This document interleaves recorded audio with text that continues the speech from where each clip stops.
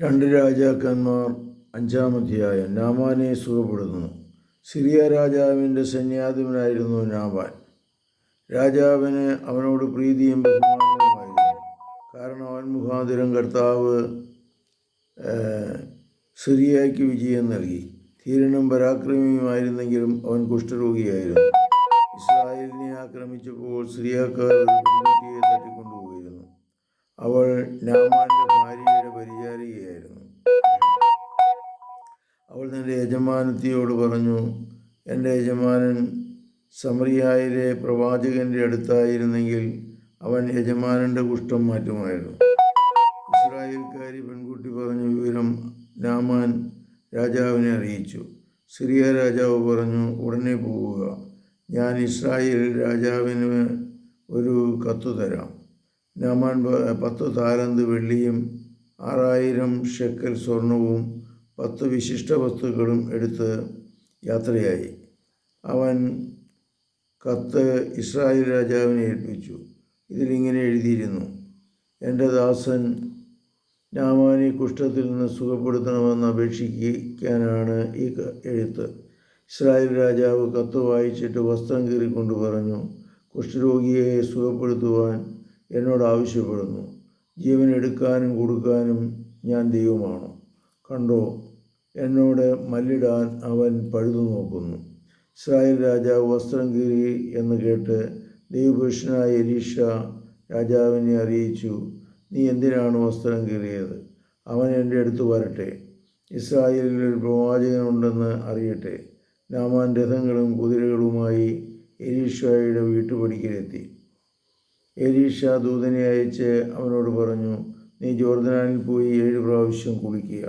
നീ ശുദ്ധനായി ശരീരം പൂർവ്വസ്ഥിതിയെ പ്രാപിക്കും.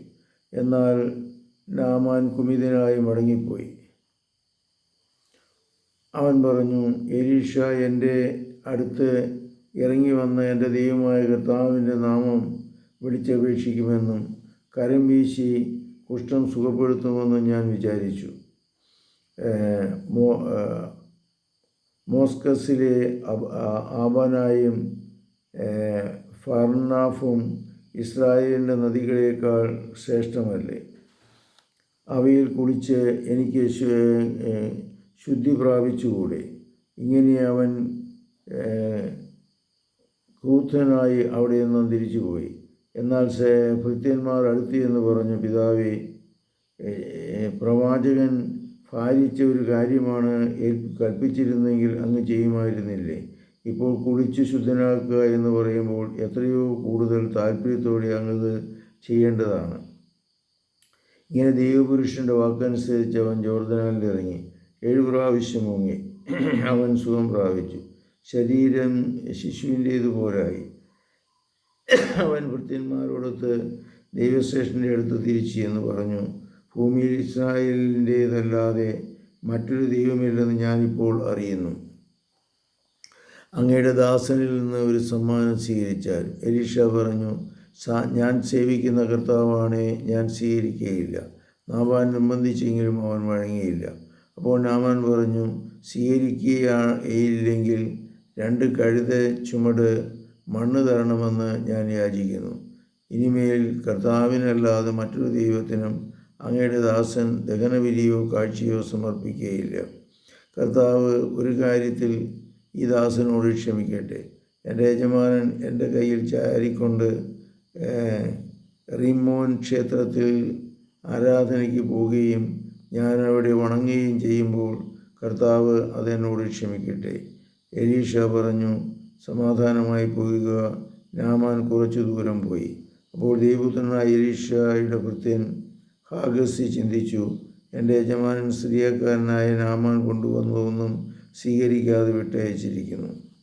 കർത്താവാണേ, ഞാൻ അവൻ്റെ പിറകെ ചെന്ന് അവനോട് എന്തെങ്കിലും വാങ്ങും. ഹാഗസി നാമാനെ പിന്തുടർന്നു. പിറകെ ഒരാൾ ഓടി വരുന്നത് കണ്ട് നാമാൻ അവനെ സ്വീകരിക്കാൻ രഥത്തിൽ നിന്നിറങ്ങി കാര്യം തിരക്കി. അവൻ പറഞ്ഞു, എല്ലാം ശുഭം തന്നെ. എഫ്രായിം മലനാട്ടിൽ പ്രവാചക ഗണത്തിൽപ്പെട്ട 2 ചെറുപ്പക്കാർ ഇപ്പോൾ എൻ്റെ അടുക്കൽ വന്നിരിക്കുന്നു. അവർക്ക് 1 താലന്ത് വെള്ളിയും 2 വിശേഷ വസ്ത്രങ്ങളും തന്നയക്കണമെന്ന് അപേക്ഷിക്കുന്നു എന്ന് യജമാനൻ പറഞ്ഞയച്ചിരിക്കുന്നു. 2 താലന്ത് സ്വീകരിച്ചാലും എന്ന് നാമാൻ അവനെ നിർബന്ധിച്ചു. അവൻ 2 താലന്ത് വെള്ളിയും ഒരു വിശേഷ വസ്ത്രവും സഞ്ചിയിലാക്കി 2 ഭൃത്യന്മാരുടെ തോളിൽ വെച്ചു കൊടുത്തു. അവനത് ചുമന്നുകൊണ്ട് ഹാഗസിയുടെ മുമ്പേ നടന്നു. മലയിലെത്തിയപ്പോൾ അവനത് വാങ്ങി വീട്ടിൽ വെച്ചതിന് ശേഷം ഭൃത്യന്മാരെ തിരിച്ചയച്ചു. അവനകത്ത് തൻ്റെ മുൻപിൽ വന്നപ്പോൾ എലീഷ ചോദിച്ചു, ഹാഗസി, നീ എവിടെയായിരുന്നു?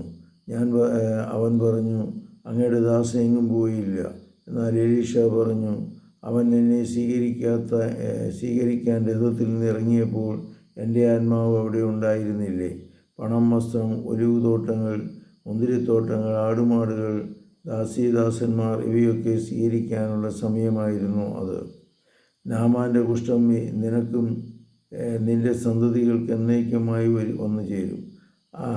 അങ്ങനെ അവൻ കുഷ്ഠരോഗിയായി മഞ്ഞ് പോലെ വെളുത്ത് എലീഷയുടെ സന്നിധി വിട്ടുപോയി.